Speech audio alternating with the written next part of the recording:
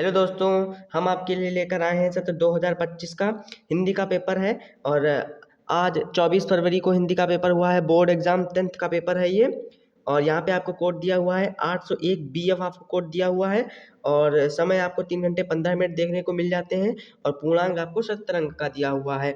आपको कुछ यहाँ पे नोट दिए हुए हैं और कुछ निर्देशांक दिए हुए हैं, आप इसको पढ़ सकते हैं। हम देरी ना करते हुए वीडियो को आगे बढ़ाते हैं और प्रश्न की ओर चलते हैं। तो दोस्तों, ये हमारा खंड आ है और खंड आ में हमको सभी बहुविकल्पी प्रश्न देखने को मिल जाते हैं। पहला प्रश्न दिया हुआ है, रानी केतकी की कहानी के रचनाकार हैं। तो रानी केतकी की कहानी के रचनाकार इंशा अल्लाह खां हैं। नंबर 2 पे आपको दिया हुआ है, अजातशत्रु के रचनाकार हैं। अजातशत्रु के रचनाकार जयशंकर प्रसाद हैं। और नंबर 3 पे आपको दिया हुआ है, शुक्ल युग के आलोचना विधा के प्रमुख लेखक हैं। तो इसके लेखक रामचंद्र शुक्ल जी हैं। और नंबर 4 पे आपको दिया हुआ है, शुक्ल युग की समयावधि है। तो शुक्ल युग की समयावधि 1938 से 1947 ईस्वी है। और 5 नंबर पे आपको प्रश्न दिया हुआ है, अनंत आकाश के रचनाकार हैं। तो अनंत आकाश के रचनाकार जो है हमारे धर्मवीर भारती हैं। कौन है? धर्मवीर भारती। हम आगे बढ़ते हैं। नंबर 6, प्रयोगवादी काव्य की विशेषता है। तो प्रयोगवादी काव्य की जो विशेषता है वो रस पर आधारित ग्रंथ। और नंबर बी पर आपको दिया हुआ है, आश्रयदाताओं की प्रशंसा। और सी वाला ऑप्शन आपका करेक्ट हो जाएगा। और 7 नंबर पे आपको दिया हुआ है प्रश्न, रीतिकाल की समयावधि है। तो रीतिकाल की जो समयावधि है वो आपकी 1643 से 1843 ईस्वी तक है। और 8वें नंबर पे आपको जो प्रश्न दिया हुआ है, आधुनिक युग की मीरा कहानी जो है, आधुनिक की मीरा कही जाती हैं। तो आधुनिक युग की मीरा जो है महादेवी वर्मा को कहा जाता है आधुनिक युग की मीरा। और मैथिली शरणगुप्त की रचना है। तो मैथिली शरणगुप्त की रचना यहाँ पे भारत भारती है। ठीक है। और केदारनाथ सिंह किस शतक के कवि हैं? तो यहाँ पे 3रे शतक के कवि हो जाएंगे। सी ऑप्शन आपका करेक्ट हो जाएगा यहाँ पे। और आपको जो 11 नंबर पे है आपको दिया हुआ है, जो घनीभूत पीड़ा थी मस्तक में स्मृति सी छाई, दुर्दनी में आंसू बनकर वह आज बरसने आई। उपयुक्त पंक्तियों में रस है। तो यहाँ पे करुण रस है। और रूपक अलंकार होता है, आपको 12वें नंबर का प्रश्न है। तो रूपक अलंकार आपको बी ऑप्शन इज करेक्ट हो जाएगा, क्योंकि उपमेय में उपमान का भेद रहित आरोप होता है। तो उपमेय उपमान के अभेद में। ठीक है दोस्तों, ये वाला आपका सही हो जाएगा। चलिए हम 13वें प्रश्न की ओर बढ़ते हैं। तो दोस्तों, हमको 13वें नंबर का जो प्रश्न दिया हुआ है, किस छंद के प्रत्येक चरण में 13 के विराम से 24 मात्राएं होती हैं? तो यहाँ पे रोला इसका सही उत्तर है। हमें कमेंट में ज़रूर बताइएगा कि आप इसका कौन सा उत्तर आप लगा के आए हैं। और 14 नंबर पे प्रश्न दिया हुआ है, परिपूर्ण शब्द में उपसर्ग है। तो परिपूर्ण शब्द में उपसर्ग जो होता है पहले का देखा जाता है, इसीलिए यहाँ पे परि उपसर्ग हो जाएगा। फिर दिया हुआ है, माता पिता में समास है। तो माता पिता में जो समास है वह द्वंद्व समास है। ठीक है दोस्तों, हम आगे बढ़ते हैं।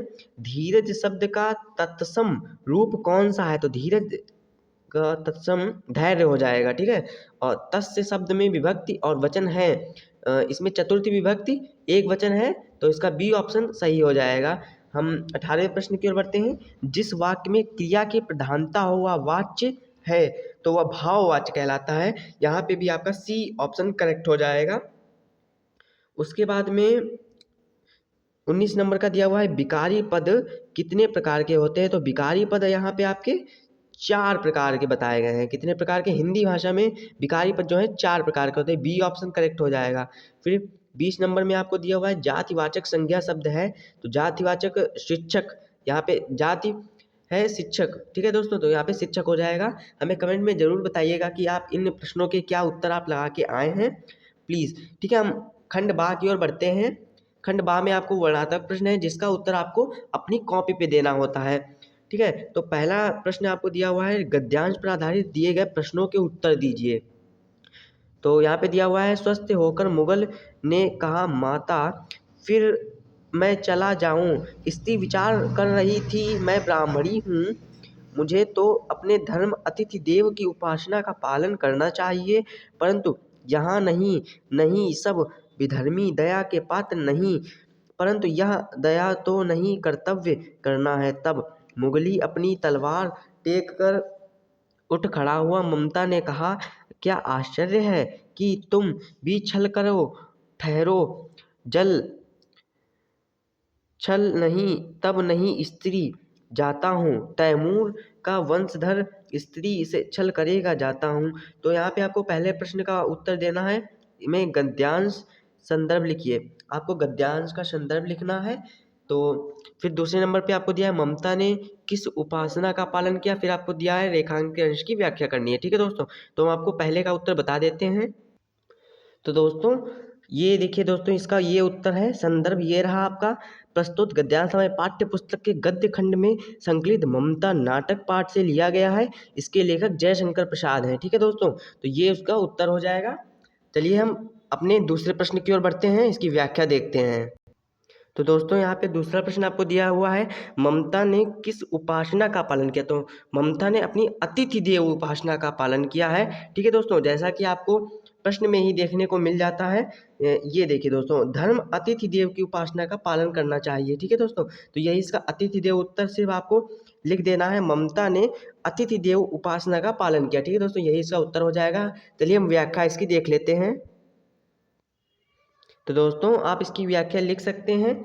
ये देखिए दोस्तों, ये यहाँ पर से यहाँ तक इसकी व्याख्या ही दी हुई है, यहाँ तक आप इसकी व्याख्या लिख सकते हैं। ठीक है दोस्तों, आप लिख लीजिए। चलिए हम अपने अगले प्रश्न की ओर बढ़ते हैं। ये देखिए दोस्तों, तो ये हमारा दूसरे नंबर का प्रश्न दिया हुआ है, निम्नलिखित पद्यांशों पर आधारित दिए गए प्रश्नों के उत्तर दीजिए। आपको इसमें पद्यांशों के आधारित प्रश्न के उत्तर देने हैं। तो चलिए मैं इसको पहला वाला आपको बता देता हूँ। सोहत ओढ़े पीठ पतु श्याम सलोने गात, मनो नीलमणि शैल पर आपत आतप पर्यो प्रभात। ठीक है दोस्तों, तो हम इसका संदर्भ मैं आपको बता देता हूँ। ये देखिए दोस्तों, ये इसका संदर्भ इसका है, ये बिहारी लाल जी से लिया गया, आप इसका संदर्भ लिख सकते हैं। प्रस्तुत गद्यांश में पाठ्य पुस्तक गद्य गरिमा में पद्य गरिमा में संकलित बिहारी लाल द्वारा लिखा गया है, यही इसका संदर्भ है। और आप इसकी व्याख्या को देख सकते हैं। यह इसकी व्याख्या बिहारी जी कहते हैं कि श्री कृष्ण के सांवले सलोने शरीर पर पीले रंग के वस्त्र ऐसे लग रहे हैं मानो नीलमणि के पर्वतों पर सुबह सुबह सूर्य की पीली किरणें पड़ रही हों। अर्थात श्री कृष्ण ने जो पीले रंग के वस्त्र अपने शरीर पर धारण किए हैं, वे नीलमणि के पर्वत पर पड़ रही सूर्य की पीली किरणों के समान लग रहे हैं। उनका यह सौंदर्य अवर्णनीय है। तो दोस्तों यही इसकी व्याख्या है, आप यही लिख सकते हैं थे। ठीक है दोस्तों, तो हम आगे बढ़ते हैं। तो दोस्तों हमारा इसमें तीसरा प्रश्न दिया हुआ है कि अलंकारों की पहचान कर उनके नाम लिखना है। तो मैं आपको बता देता हूँ, इसमें अनुप्रास अलंकार और उत्प्रेक्षा अलंकार है। हमें कमेंट में जरूर बताइएगा कि आप कौन से अलंकार इसमें लिख के आए हैं। तो अनुप्रास अलंकार इसमें इसलिए है क्योंकि पीठ और पटु, श्याम सलोने और पर्यो प्रभात में क्रमशः प, सा और पा वर्ण की पुनरावृत्ति से यहाँ अनुप्रास अलंकार है। ठीक है दोस्तों, उसके बाद में उत्प्रेक्षा अलंकार यहाँ पे इसलिए है, मनो नीलमणि शैल पर, यहाँ नीलमणि के पत्थर की तुलना सूर्य की पीली धूप से की गई है। ठीक है दोस्तों, इसलिए यहाँ पे उत्प्रेक्षा अलंकार है। चलिए दोस्तों मैं आगे बढ़ता हूँ। तो दोस्तों आपको तीसरे नंबर में दिया हुआ है, संस्कृत गद्यांश का सहित संदर्भ हिंदी में अनुवाद करना है। आपको संस्कृत का हिंदी में अनुवाद करना है। चलिए दोस्तों, मैं खा वाला आप कर सकते हैं, खा वाले का मैं आपको उत्तर बता देता हूँ। तो दोस्तों आप ये देखिए दोस्तों, आप ये वाला कर सकते हैं, ये देखिए यही वाला है खा वाला, और इसका आप संदर्भ लिख सकते हैं।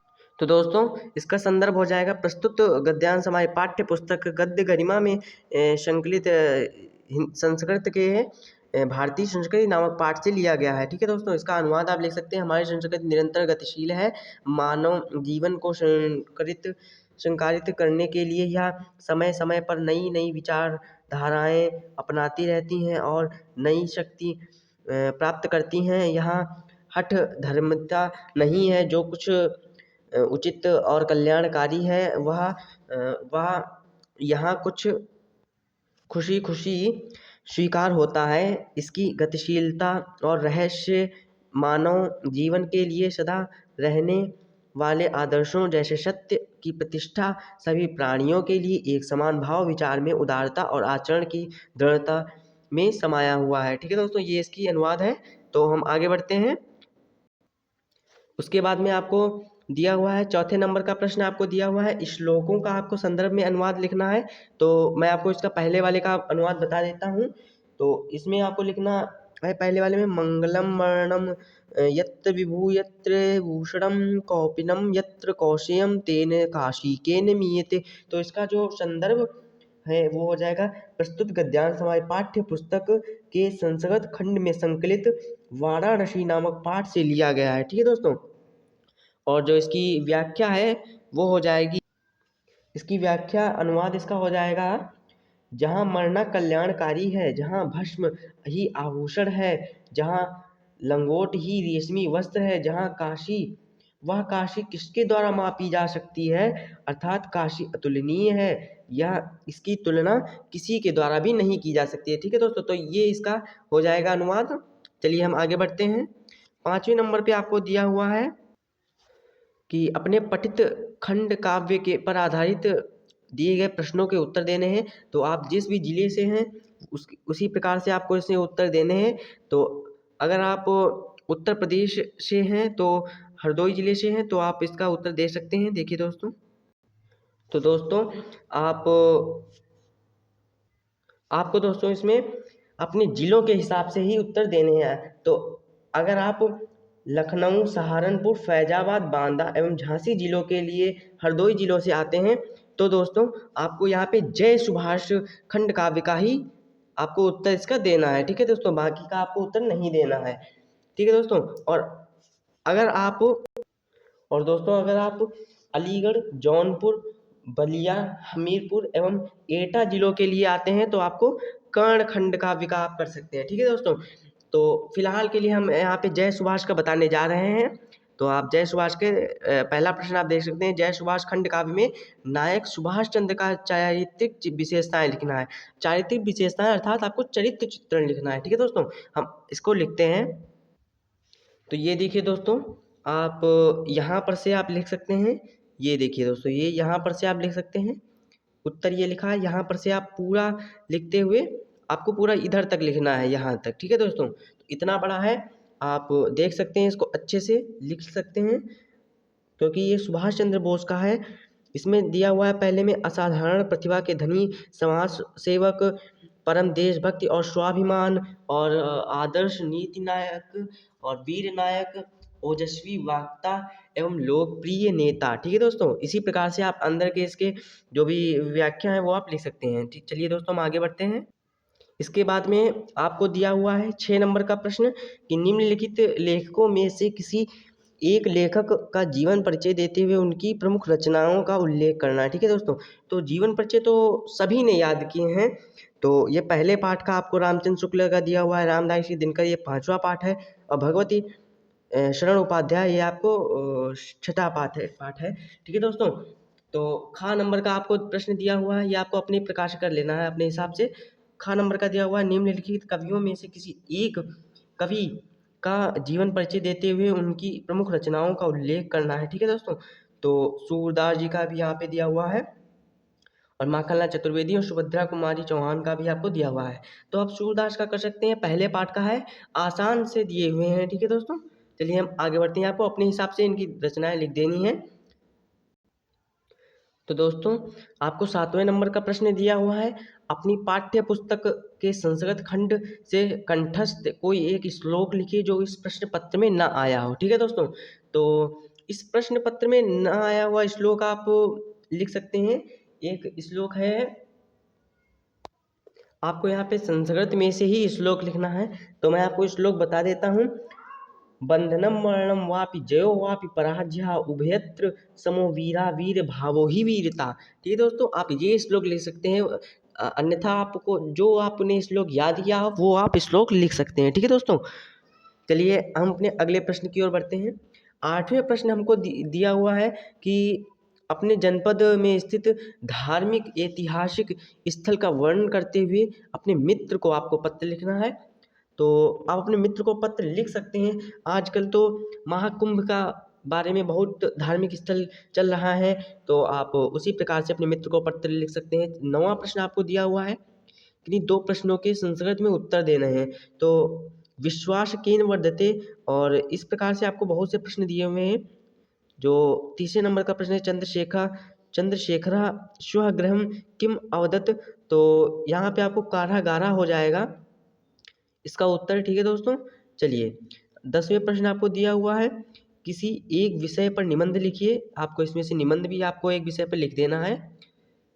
तो आशा करता हूँ आपको यह वीडियो अच्छा लगा होगा। अगर आपको ये वीडियो अच्छा लगा हो तो हमारे चैनल को सब्सक्राइब, लाइक, शेयर ज़रूर कीजिए और हमें कमेंट में ज़रूर बताएं कि आपका पेपर कैसा गया, आज का पेपर। धन्यवाद।